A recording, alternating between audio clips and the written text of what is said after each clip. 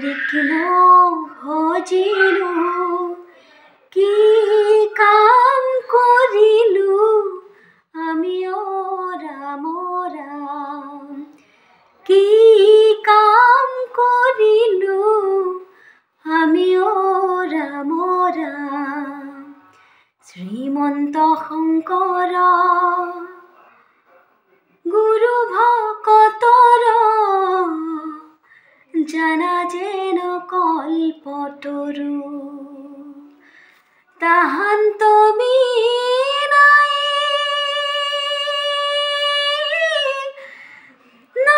নাই নাই আমাৰ পৰম গুৰু ৰাম নাম ৰাম নাম